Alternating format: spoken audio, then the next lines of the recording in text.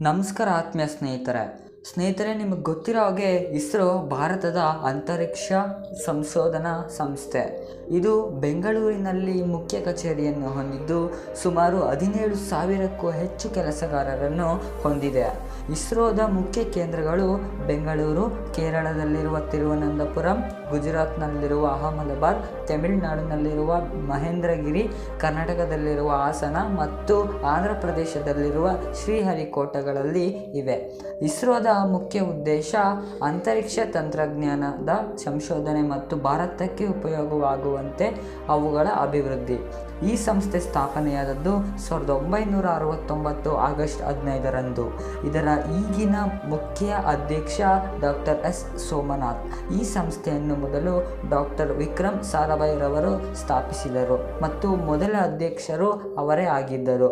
ಈ ಸಂಸ್ಥೆಯ ಅಂದಾಜು ಬಜೆಟ್ 13,47,947 ಕೋಟಿಯಾಗಿದೆ. ಇನ್ನು ಅದರ ಮೈಲಿಗಲ್ಲುಗಳ ಬಗ್ಗೆ ನೋಡಿದಾಗ 1969ರಲ್ಲಿ ಇಸ್ರೋದ ಸ್ಥಾಪನೆಯಾಯಿತು. 1972ರಲ್ಲಿ ಅಂತರಿಕ್ಷ ಇಲಾಖೆಯ ಸ್ಥಾಪನೆ ಆಯಿತು. 1975ರಲ್ಲಿ ಆರ್ಯಭಟ ಉಪಗ್ರಹದ ಉಡಾವಣೆ ಆಯಿತು.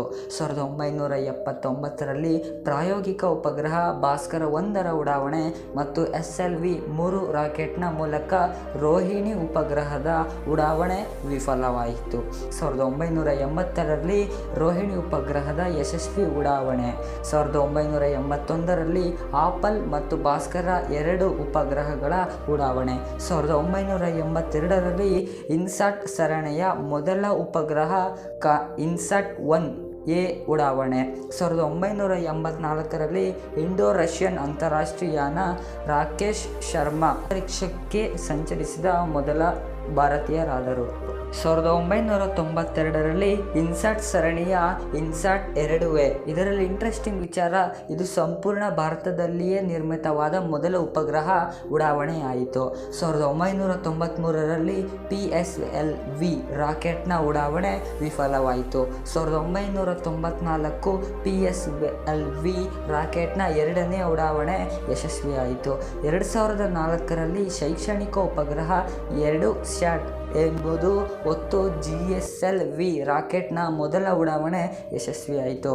ಇನ್ನು 2013ರಲ್ಲಿ ನವೆಂಬರ್ 5ರಂದು ಆಂಧ್ರ ಪ್ರದೇಶದ ಶ್ರೀಹರಿಕೋಟದಿಂದ ಧ್ರುವಗಾಮಿ ರಾಕೆಟ್ ಮೂಲಕ ಮಂಗಳಯಾನವನ್ನು ಉಡಾವಣೆ ಮಾಡಲಾಯಿತು. 2023ರಂದು 14 ಜುಲೈ 2023ರಂದು ಚಂದ್ರಯಾನ-3 ನೌಕೆಯನ್ನು ಉಡಾವಣೆ ಮಾಡಲಾಯಿತು. ನೋಡಿದ್ರಲ್ಲ ಸ್ನೇಹಿತರೆ, ಇಸ್ರೋದ ಬಗ್ಗೆ ಒಂದು ಪುಟ್ಟ ವಿಡಿಯೋ. ಯಾರ್ಯಾರು ಇನ್ನೂ ಚಾನಲ್ನ ಸಬ್ಸ್ಕ್ರೈಬ್ ಮಾಡ್ಕೊಂಡಿಲ್ಲ, ಬೇಗನೆ ಚಾನಲ್ನ ಸಬ್ಸ್ಕ್ರೈಬ್ ಮಾಡ್ಕೊಳ್ಳಿ ಮತ್ತು ಪಕ್ಕದಲ್ಲಿರೋದು ಬೆಲ್ ಐಕನ್ ಕೂಡ ಪ್ರೆಸ್ ಮಾಡಿ. ಮೊದಲು ನೀವು ವೀಕ್ಷಣೆ ಮಾಡಬಹುದು.